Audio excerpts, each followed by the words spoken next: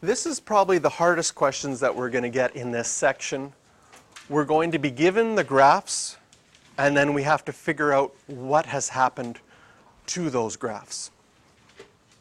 Generally, what happens in these types of questions is they give you 2 points, and sometimes they label them to show what happened from one point to the next. So the first thing that we're going to do here is this point that's labeled 1.5, 4.5, we're going to call that A. Oh, actually, we're going to call the original graph is the red one. So we're going to call the original graph 3, 9, that's A. And then when you do a transformation, where did the point 3, 9 go? They're telling us that 3, 9 went to 1.5, 4.5. So we're going to label that point A with a little dash, or A prime. So that's telling us A went to A prime. And similarly, I'm going to label this point down here. This point is at 2, -8. I'm going to call that point B. And this point at 1, -4, I'm going to call that point B prime.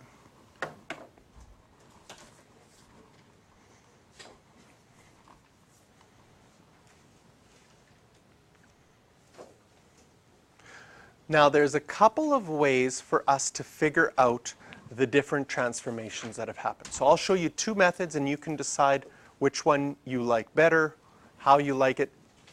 In the end, at this point, they both work. Later on, I'm going to say that the first one, I'll do this one first. So I'll start with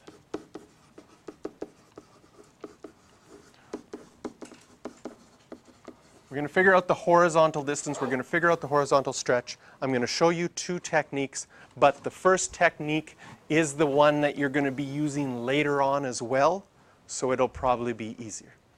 Easier if you're just deciding to learn one. That one might be easier to do over time. The second technique for this example might be easier to see. But the first technique, what we're going to look at is if we look at the original equation, which is the red one, and we look at the horizontal distance from A to B, how much is it? If you go from 3 to -2, 3 to 2, that distance is -1. Does that make sense?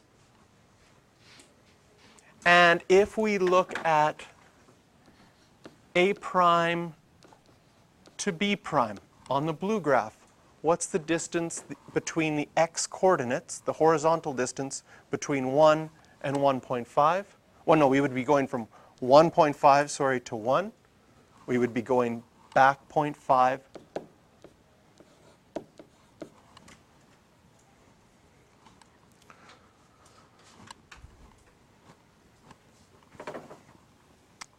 So what we're going to do with these values is say, if I went from a horizontal distance of -1 to a horizontal distance of -0.5, what would I have to multiply my x values to do that? From -1 to -0.5, I've multiplied my x values by 1/2. And so that's going to tell us there's a horizontal compression on this graph by 1/2.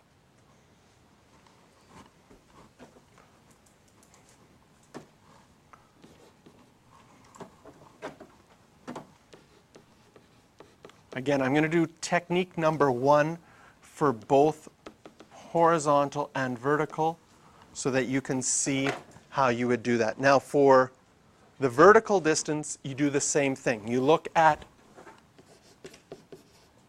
A to B. If I would go from A to B, what is that vertical distance? I'd be traveling down, so it's important to know directions. That going down would be negative. How much have I gone down when I go from A to B? 9, 17 down. And then when we look at the blue points from A prime to B prime, well, here I'm at 4.5 and I end at -4. So I'm going down again, down 8.5. What would you have to do to y to go from -17 to -8.5?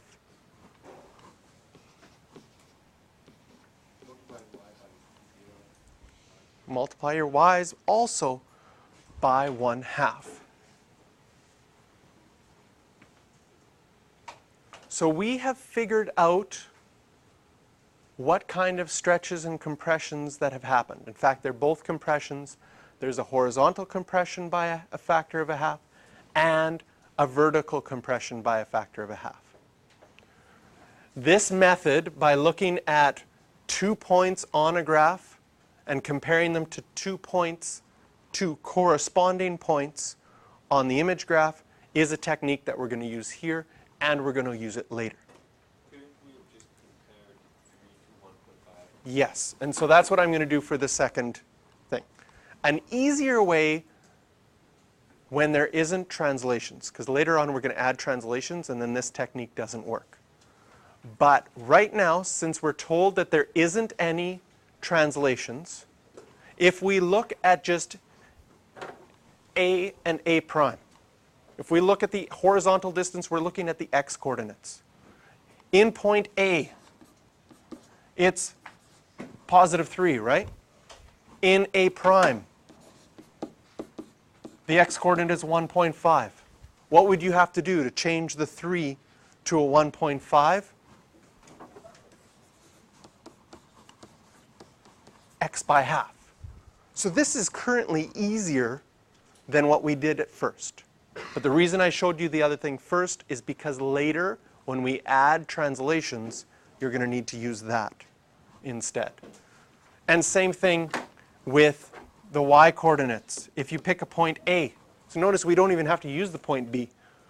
What is your y coordinate of A? It's 9. And then on A prime, the y coordinate is 4.5.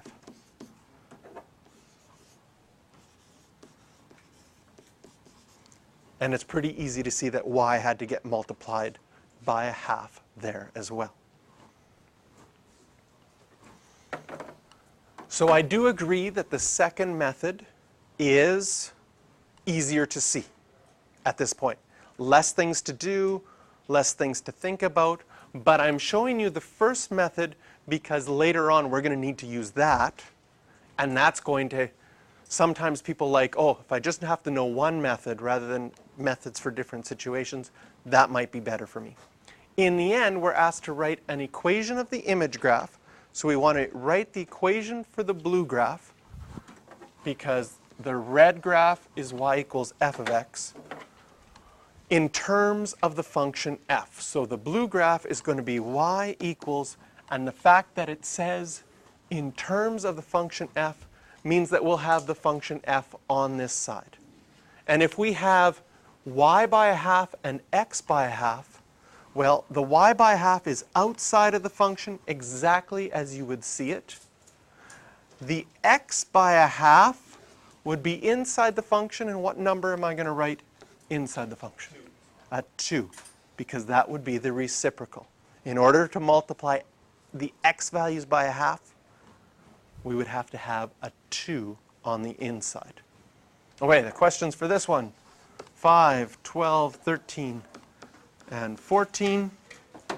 And we'll take the last 10, 15 minutes to work on those.